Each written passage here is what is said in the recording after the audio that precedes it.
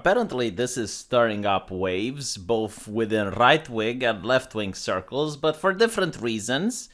If you don't know who Lindsay Ellis is, she is also called the Nostalgia Chick, and she is one of the most proeminent left-wing figures of old, one of the first on YouTube, and she helped normalize the cancel culture, the idea of mobbing someone and getting them the platform. And because of that, seeing how she is now getting deplatformed has got people within the right to talk about it.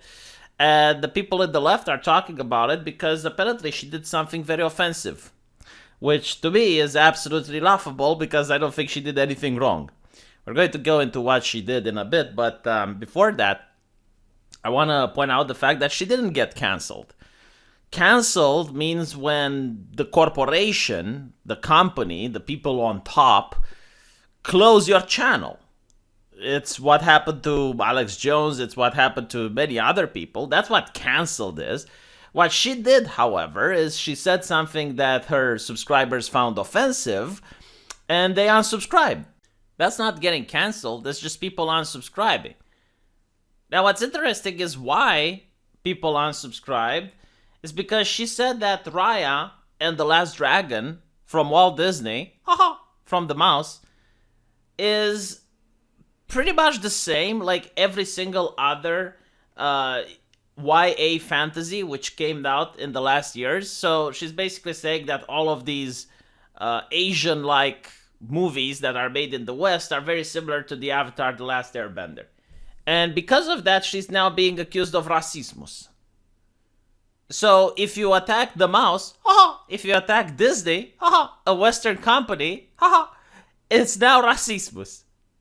Imagine if I were to hire the Hodge twins, or if I were to go even more progressive and I would hire Diamond and Silk on my channel, and then when everyone criticizes my channel, I would say that they are sexist and misogynistic. Because apparently that's how it goes. You criticize the mouse, and you're a racist. And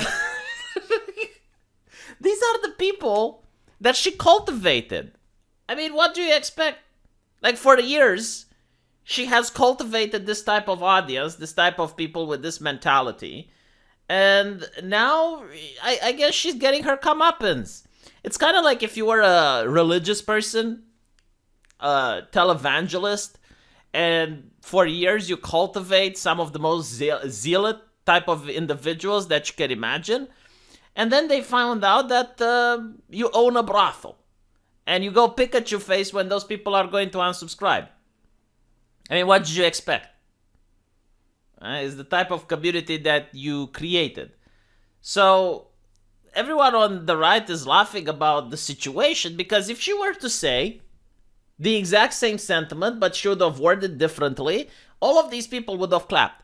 All she had to say was that Walt Disney is engaging in cultural appropriation by making these Asian-inspired movies. It has the exact same vibe like Orientalism.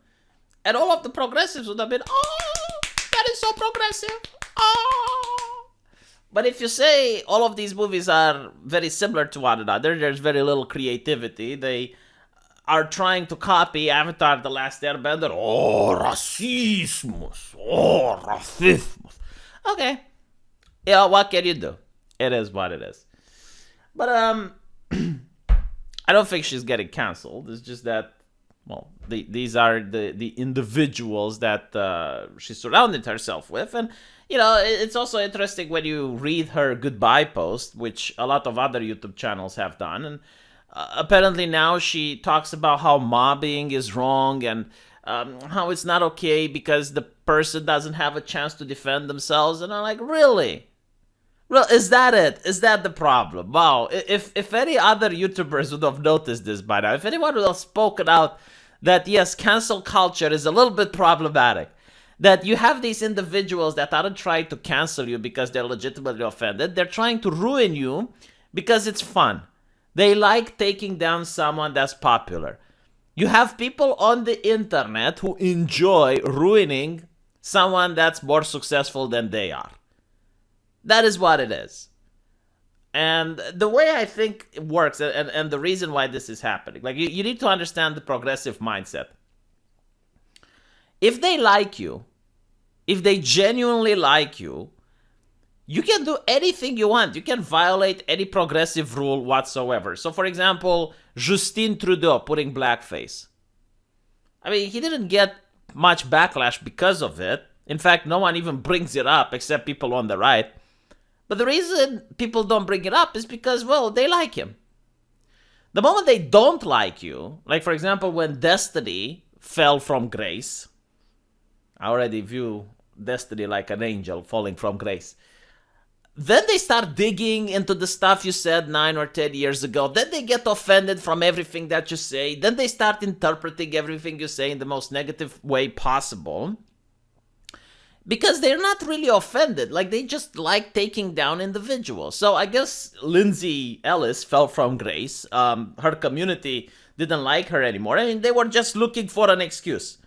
Which is the most ridiculous one possible. Because usually they're not very patient people. Like, they don't wait until the person actually does something that's legitimately offensive. They just like wait for anything, any reason whatsoever.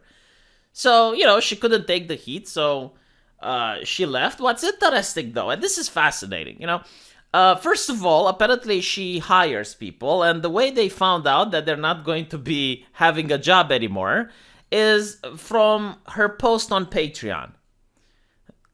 Like, she literally states there that she hasn't told her employees yet that they're being laid off. Like, she has no idea how to tell them. So, like, the left keeps complaining about bosses and evil CEOs and whatnot. Imagine if you had a boss who lets you know that you're being fired on his Patreon. Like, they don't even contact you. You find out, like, other people find out before you that you're going to be out of a job. So, a little bit of a dick move, I would say.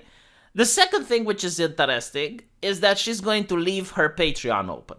And by the way, leaving your Patreon open is probably what literally every single person under the sun does. Like, I don't know many people who left YouTube and actually closed their Patreon. Because the thing is, like, some people forget that they donate to you, so they just leave it open so that people will just give them money anyway, right? How is that not the same like rent? Like the evil landlords who make money out of doing nothing? Because that is why landlords are evil. They make money out of doing nothing, I've been told. So if you're a left-leaning person, a progressive, and you don't like landlords, why would you leave your Patreon open? Like, isn't it the same idea at the end of the day? Is it the same principle? Like, you're making money by doing nothing? Anyway, probably any person on earth would do the same. I don't think there's a single person that I know of who closed their Patreon. Usually people either get banned from Patreon or they don't make money anymore. So if you make, like, I don't know, like, even $5, like, if someone makes $5, I think they're not going to close it. Because it's just like $5 that you're getting anyway. Plus, you don't know how many people still want to support you because as a human being, right? Like, you left YouTube, and because of that, some people go like, oh, well, I'll give him some money until he finds a new job or whatever. So people just leave it open.